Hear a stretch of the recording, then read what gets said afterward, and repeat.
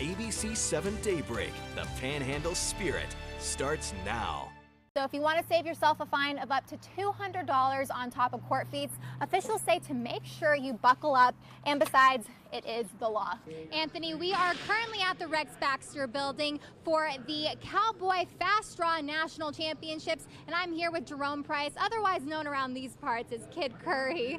So let's just talk a little bit about what's actually going on here today. This is all benefiting the Amarillo Panhandle Humane Society. You got Thor here as one of the many cats that are available at PetSmart, but Lisa, you guys definitely have to get down here because otherwise I'm taking this guy home. Highland Park is hoping to make some big changes with this $15 million bond election, with changes in construction, renovation, and equipment. We are at Highway 354 right now, just between the Moore and Hartley County lines. Now, a little bit earlier today, we were reporting that the fire was at 6,500 acres. Now, Texas A&M Forest Service is reporting it is at 15,000 acres. This might be one of my favorite days of the year, actually. It's National Wine Day, and I'm joined with Anna McVeigh right now, and she is the operations manager for Bar Z Winery. Hey, good morning, Anthony. Now, I have some good news for you. I have my ticket right here, which is the winning one, but I also got yours. So now we're going to have two of them going, but if you do win, I'm going to take a little credit for that. Texas John William Frank.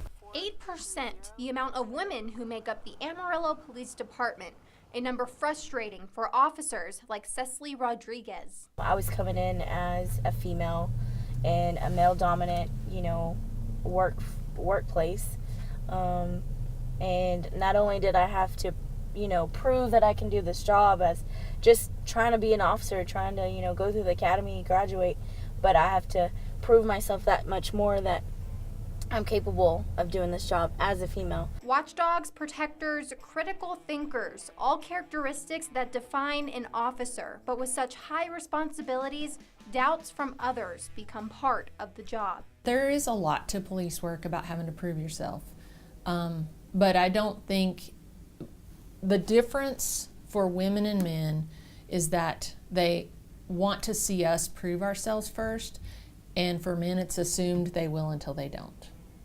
And that's the difference. Nationwide, law enforcement has been a male-dominated profession for decades. In the 1970s, women accounted for roughly 2% of sworn officers, that number only increasing to 13% by 2013. You ask these officers and they will tell you they have heard it all. If you can't beat up a 300-pound guy by yourself, then you can't be a police officer. The person was like, I'm not going to speak to her because she's female. I want a male to speak to. Women are seen as weaker. But instead of letting words discourage them from a career choice, motivation shines through. If anything, I take it as a challenge because I'm like, I can do this better, this better, this better, and you just strive to just be the best that you can. And so I have no problem. If they want to doubt me, go ahead, because it makes winning that battle or whatever that much more sweet. APD employs a total of 352 officers, 29 of those being women. A small number, but when you ask the ladies, they have become closer because of it.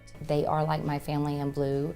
We organize little dinners together with just the female officers, and we call it, Lady in Blue dinner night. So it's just the camaraderie between us two to know we're outnumbered, but we're here for each other. And while all officers speak highly of their male coworkers, sometimes a department just needs a little bit of girl power. I think I benefit when it comes to certain calls, certain audience that we deal with on a daily.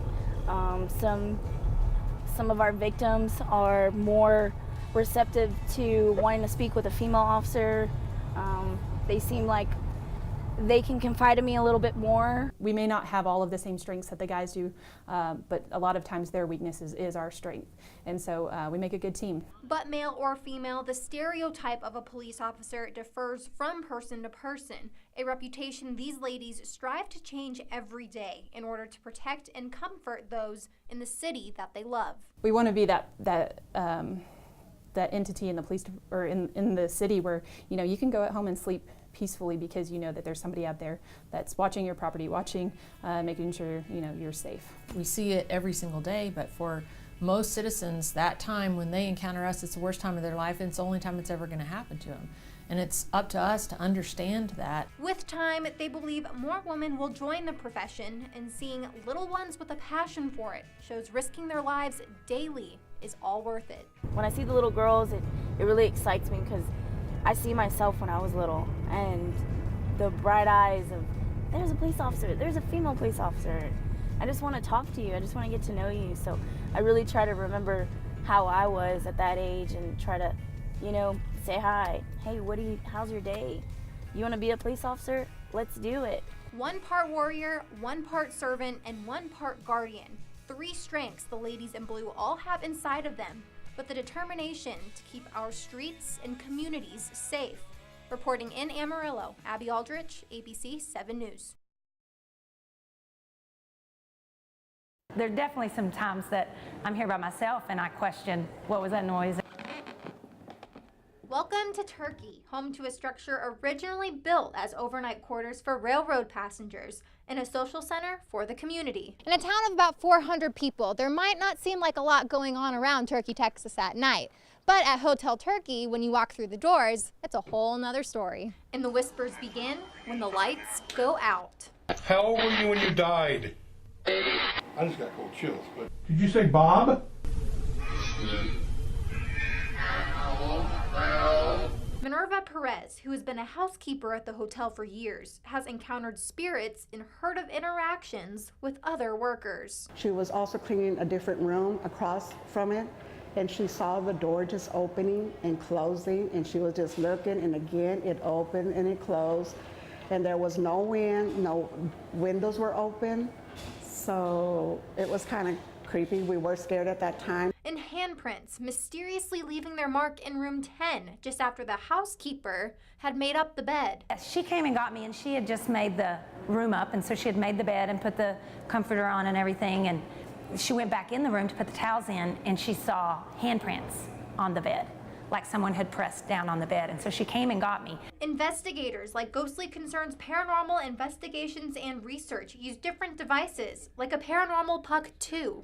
That actually measures the temperature, humidity, magnetism, movement. And what that does is it tells us if the spirit comes close, it can move it, it can get close, and it'll register it. And EVPs, known as electronic voice phenomenon recordings, catches sounds possibly caused by spirits used to communicate. Spirits speak on a different frequency. Sometimes they speak really, really fast. We just want to know if anybody's here. We're not here to harm you whatsoever. Beginning by asking basic questions. What's your favorite color? Who's the president? What year is it? What season is it? And then we go with, like, what is your name? Do you remember dying? What did you die from? How many kids you have? How old are you? And with the cameras rolling, we caught what clearly sounds like the number 7 being repeated over and over. Is there something wrong with room 7?